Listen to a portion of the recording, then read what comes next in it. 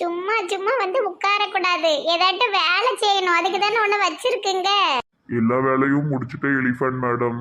ஜிம்மிக்கு சோறு வச்சியா? ஜிம்மியை குளிப்பாட்டுனியா? வீடெல்லாம் தொடச்சியா? எல்லாமே பண்ணிட்டேன். அப்ப எனக்கு காலை அமுக்கி விடுதியா? உங்களுக்கு தான் காலே காணுமே. எல்லாம் இருக்கு, காலை காணுமாமே. என்ன என்ன செய்வீங்க பெரியம்மா? பெரியம்மாவா? இவளுக்கு எனக்கு கண்ணை விஞ்சி போயிட்டா. பெரியம்மா வீடு நினைச்சு இங்க வந்திருக்கா போல. போ வெளியே. உங்களதான் பானுமதிக்கா சொல்லுவேன். பெரியம்மா என்னடி பெரியம்மா சின்னம்மானு மெண்டல் கணக்கா உளறிட்டு இருக்க? அறபோத நாய. உங்களுக்கு விஷயமே தெரியாதா? உங்க புருஷே சரவணை குழந்தை உண்டாயிருக்காரு. அவன் எப்படி குழந்தை உண்டாவா? அவன் ஆம்பளையால் தானே. என்ன உளறிட்டு இருக்க? புரியவே இல்ல. ஐயோ, காயத்ரி குழந்தை உண்டாயிருக்கா. அப்போ நீங்க பெரியம்மா தானே? கண்ட களி சடைகளுக்குலாம் நான் பெரியம்மாவா இருக்க முடியுமா? யார் குழந்தை உண்டானா எனக்கு என்னடி? ஊர்ல எல்லாருக்கும் ஸ்வீட் வாங்கி கொடுத்து ஒரே கொண்டாட்டம். இனிலாம் அவர்கிட்டலாம் நீங்க போய் பைசாலாம் வாங்கவே முடியாது. அவளை சொத்துக்கும் வாரிசு வரப்போகுது. இனி அவன்கிட்ட போய் பைசா கேட்ட செருப்பு கூட்டு அடிச்சிடப்பறா. அதான் 2 கோடி கொடுத்தாச்சுலட்டி. அழகா அங்கேயே இருந்து நீங்க குழந்தை பெற்றிருந்தீங்கன்னா அம்பிட்டு சத்தும் உங்களுக்கு கிடைச்சிருக்கும். வேலைக்கு தெரியாத பொம்பளை. இதை சொல்லதான் அங்க இருந்து இங்க வந்தியாக்கும். சுவாலிய பார்த்துட்டு போ. ஓடு. ஆளு மோரையும் பாரு, ஓ மூஞ்ச பாரு, பிள்ளை பூச்சி மாதிரி இருக்கு. நீ பண்றதெல்லாம் பெரிய பாம்பு சேட்டை. ஏதோ ஊர்ல எல்லாரும் உங்களை ஒதுக்கி வச்சுட்டாங்க. பாம்புன்னு பேச வந்தா உங்களுக்கு ரொம்ப வாய்தான். இனி எந்த நாய் ஒதுக்கி வைக்க முடியும்? நான் எல்லாரையும் ஒதுக்கி வைக்கேன். நான் ஒரு பெரிய கோடீஸ்வரி. இப்படியே சொல்லிக்கிட்டு நாளைக்கு இவ செத்து கிடந்தாலும் ஒரு நாதியும் வராது. இந்த பிச்சைக்காரன் தான் ஏதோ பரிதாபப்பட்டு பார்த்துட்டு இருக்கான். அவனும் ஒரு நாள் ஓடிடுவான்.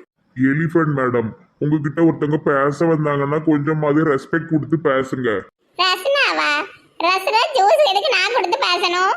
ஐயோ, ரெஸ்பெக்ட்னா மரியாதை. அந்த பொண்ணு வந்து பேசிட்டு போகுது, நீங்க என்ன இப்படி பேசுறீங்க? ரொம்ப திமிர் பண்ணக்கூடாது. எதுலனாலும் ஆடலாம், ஆணவத்துல ஆடவே கூடாதுன்னு விஜய் சொல்லியிருக்காரு. கேரு, நீ ரொம்ப பேசிட்டு இருக்க. தாடிய பூரா ஒரு முடியா பிச்சு புடிங்கிடுவ. ஓடிரு. இவளுக்கு ஆணவெல்லாம் அடங்குன அப்படிதான் நான் உண்மையே சொல்லுவேன். அது வரைக்கும் நான் சொல்லவே மாட்டேன். அங்க என்னத்த உமா நடந்து போற அழக ரசிக்கியோ? போ ஜிம்மிக்கு சோறு வை. எலிஃபண்ட் மேடம், என்ன அப்படி தப்பா பேசாதுங்க. நான் எந்த பொண்ணையும் அப்படி பார்க்கவே மாட்டேன். ஆமா, நீ ஏன் இவ்வளவு வருஷம் கல்யாணம் முடிக்காம இருக்க? நீ பிச்சைக்காரன், உனக்கு யாரு பொண்ணு கொடுப்பா? ஒரு பிச்சைக்காரியை கட்டிருக்கலாம்ல. காலம் வரும்போது உண்மை சொல்றேன். ஆமா, பெரிய காலம். அவன் காலம் ஏதாட்டும் ஒரு பிச்சைக்காரிட்ட போய் ஐ லவ் யூ இருப்பான். அவன் சில்லறையை கொண்டு மூஞ்சில அடிச்சிருப்பா. இது ஒரு பெரிய பிளாஸ் பேக்காமே. பிள்ளைகள் அப்பா ரொம்ப நாளா கேட்கணும்னு நினைச்சுக்கிட்டு இருந்தேன். இந்த ரேங்க் கார்டுலாம் ஏம்மா காட்டவே மாட்டேங்கிய? இப்ப ரேங்க் கார்டுலாம் கிடையாதுப்பா. ஒவ்வொரு செமஸ்டரும் எக்ஸாம் எழுதுவோம், அது முடியும். அதுக்கப்புறமா அது முடிஞ்ச சர்டிஃபிகேட் தருவாங்கப்பா. அப்படித்தான் உண்டு. இப்போ நீங்க வருஷத்துல ஃபெயில் ஆயிட்டா வருஷத்துல படிப்பீங்களா, 2வது வருஷம் பெறுவீங்களா? எல்லா வருஷமும் தூக்கி தூக்கி போட்டுருவாங்க. நம்ம ஃபெயிலான பேப்பர் எல்லாம் இருக்கும், அதை நம்ம காலேஜ் முடிச்சதுக்கு அப்புறமா எழுதணும். எதுவும் ஃபெயில் ஆகி வச்சிருக்கலாமா? இல்லப்பா, 2 பேருமே நல்லா படிக்கும்பா. இந்த கம்ப்யூட்டர் கிளாஸ்க்குலாம் போன மாதிரியே தெரியல. ஏமா இப்போ எக்ஸாம் நடக்கலாமா? அதனால தான் ஒரு வாரம் போல. நல்லா படிச்சு நல்ல மார்க் ஓடி வெளியே வந்துடணும் காலேஜ் முடிக்கும் போது. அதே மாதிரி நல்ல வேலைக்கு போயிடணும்னம்மா. சரிப்பா. ஏம்மா, சத்யாக்கு ஒரு ஃப்ரெண்ட் உண்டலாமா, இசைன்னு ஒரு பிள்ளை. ஏடி, என் ஃப்ரெண்ட் உனக்கு பிள்ளையா? அக்கா, இசை அக்கான்னு சொல்லு. ஒரு வயசு தானே, விடு. ஆமா, அந்த பிள்ளைக்கு என்ன? ஏம்மா, அந்த பிள்ளைக்கு வீட்டில் மாப்பிள்ளை பார்த்துருக்காங்கம்மா. அவன் ஏற்கனவே கல்யாணம் முடிஞ்சு பொண்டாட்டி ஓடி போய் இப்போ 2வது இந்த பிள்ளைய கல்யாணம் பண்ணுறதுக்கு வந்திருக்கான். 12 வயசு என்னமோ பெரியவனா. அடக்கடவுளே, சின்ன பிள்ளைய போய் இப்படி யாராட்டு கொடுப்பாங்களா அவசரப்பட்டு? பாவம். எம்மா, அவன் கடன் எல்லாம் அடைச்சி அவளை கல்யாணம் பண்ணுறதா சொல்லியிருக்கான். அதெல்லாம் அவங்க அம்மாவும் அப்பாவும் சரின்ட்டாங்களாம்மா. அதுக்கப்புறம் இந்த விஷயம் எப்படி யாருக்கு தெரிஞ்சதுன்னே தெரிலாமா.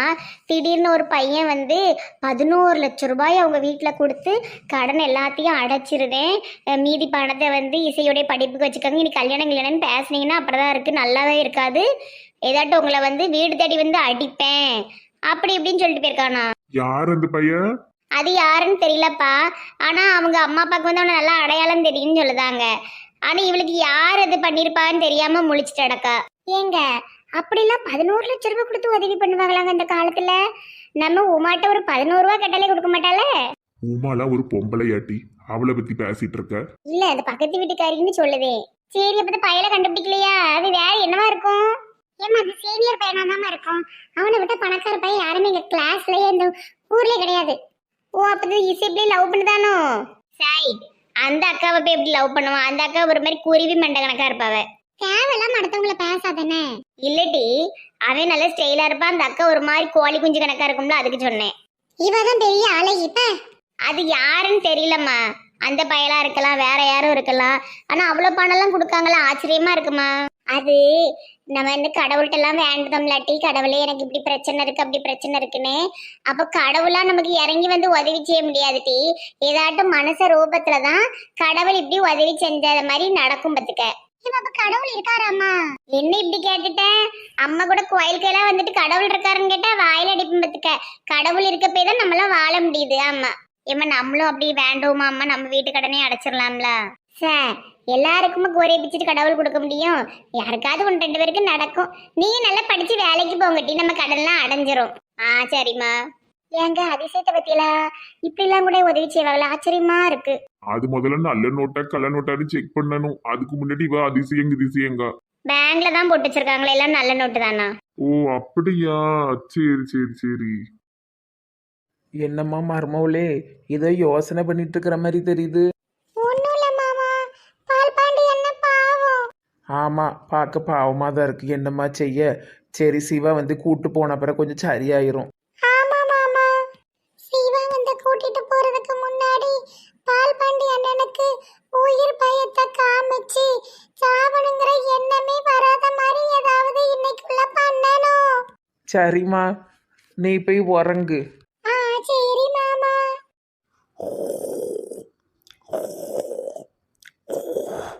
பால் பாண்டி என்ன தூங்குதாங்க.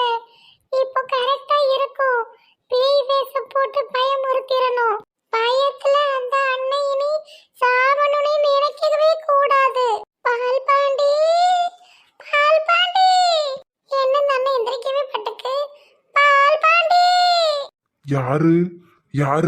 நான் தான் பேய் வந்திருக்கேன். என்னது பேயா? ஆமா 3 வருஷத்துக்கு முன்னாடி செத்து போன ராசாத்தி. ராசத்துக்கு இங்க என்ன வேலை? நீதான் எப்பவும் சாவணும்னு துடிக்கியே. வானா உன்னை கூட்டிட்டு போறேன். நீ ஒண்ணு என்ன கூட்டு போக வேண்டாம், எனக்கு சாவ தெரியும். என்கிட்ட வா. உன்னுடைய கண்ணை தனியா புடுங்கி திங்க.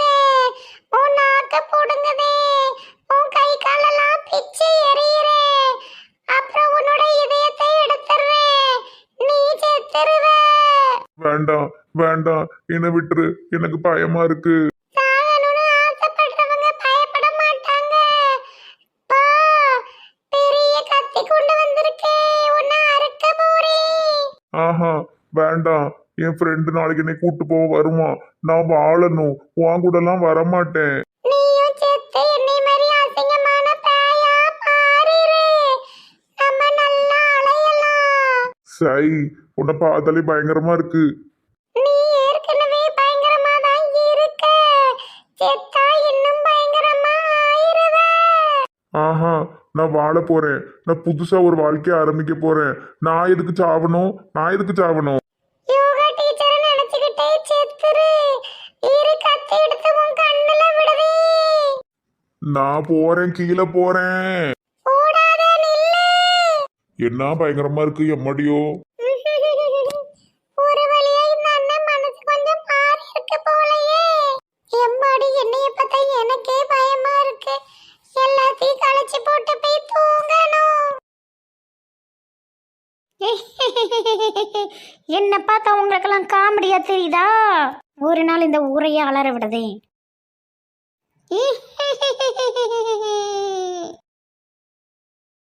ரொம்ப நாள் ஆசைக்கா, நம்ம எல்லாரும் சேர்ந்து ராத்திரி பானிபூரி, பேல்பூரி, மசாலா பூரின்னு இப்படி தெருவோர கடையில் திங்கணும்னு. அதான் அடம்பிடிச்சு கூட்டம் வந்துட்டியட்டி. அப்புறம் என்ன கூட்டம்? ஊர்பட்ட கூட்டம். ஊர்ல உள்ள எல்லாரும் தான் நிப்பாவ போல. யாரும் வீட்டுல பொங்கியாக்கி சாப்பிடுறது இல்லை போலயே. எப்பவுமே சனிக்கிழமை நைட்டு தான் நல்ல கூட்டமா இருக்கும். நேற்று வெள்ளிக்கிழமையே ஆரம்பிச்சாச்சா? ஆமாம், சனி ஞாயிறு லீவுன்னொடனே வெள்ளிக்கிழமை வந்துட வேண்டியது இந்த பிள்ளைல கூட்டிட்டு. நல்ல ஹிந்திக்காரன் கடையா போங்கட்டி, அங்கதான் ருசியா இருக்கும். இந்த கடையில் வாங்குவோம். நல்லா எழுதி போட்டிருக்காங்களே, பழனி பூரி, சாமாரா பூரி, இது என்னன்னு தெரியலையே, மாசாலா பூரி, குட்டல் சான், சாவு பூரி, பால் பூரி. இப்படி இல்லாம பேர் இருக்கும். அவர் வடக்கன், அப்படிதான் பேர் வைப்பாரு. வடக்கன், மேற்கன், தெற்கன் அப்படிலாம் சொல்லக்கூடாது. நம்ம எல்லாரும் இந்தியாக்காரங்க, சரியா? அப்படிலாம் பிரிச்சு பேசக்கூடாது. சரிக்கா சரிக்கா, ஹிந்தி சூப்பராக பேசுகிறேன் பாருங்க. ஏ பையா, ஏக்கு பிளேட்டு பானிபூரி. உட்காருங்க உட்காருங்கோ. வாங்க எல்லாரும் உட்காந்துட்டே சாப்பிடுவோம். தம்பி, ஆளுக்கு ஒரு பிளேட் பானிபூரி கொண்டு வாப்பா. எனக்கு மசாலா பூரி. எனக்கு ஃப்ரைட் ரைஸ். வக்கனே ஆர்டர் கொடுக்க தெரியுது. காசு இருக்கா கையில்? எல்லாரும் வந்தீங்களேன்னு வந்தேம்மா, காசை மறந்துட்டேன். காசு இல்லாதவங்களுக்கெல்லாம் கிடையாது. ஏ சும்மா ஏறி பாவம். கேட்டு நாங்க வாங்கி தரோம்.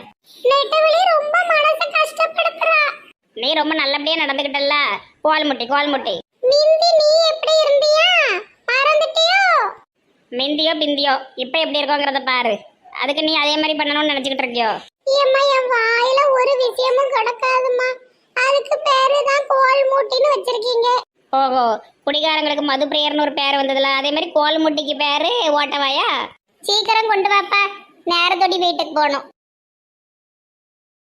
ஹிந்திக்காரங்க பானிபூரி தான். என்னதான் மசாலா சாப்பாடுங்களோ தெரியல, நல்லா இருக்கு. ஏக்கா, நம்ம டெய்லி இதே மாதிரி வந்து தும்புமாக்கா. டெய்லிலாம் வர முடிய மாட்டே, வாரத்துல ஒரு நாள் வருவோம். எவ்வளவு வருதோ தெரியலையே. எல்லாருக்கும் நான் தான் பே பண்ணுவேன். ஏன் சொல்லு, சும்மா கடை. அவங்க தின்னது அவங்க கொடுக்கட்டும், அப்புறம் அதே பழக்கமா ஆயிரும். இந்த ஒரே ஒரு வாட்டி மட்டும் நான் கொடுக்க பக்கச்சா ஆண்டி. 4 மசாலா பூரி பார்சல். பார்சலுக்கு அவங்க காசு கொடுத்துருக்காங்க. இங்க திங்கிறதுக்கு மட்டும் ஏஞ்சல் வேணா கொடுக்கட்டும். Parcel cancel. பயங்கரமான ஆளு.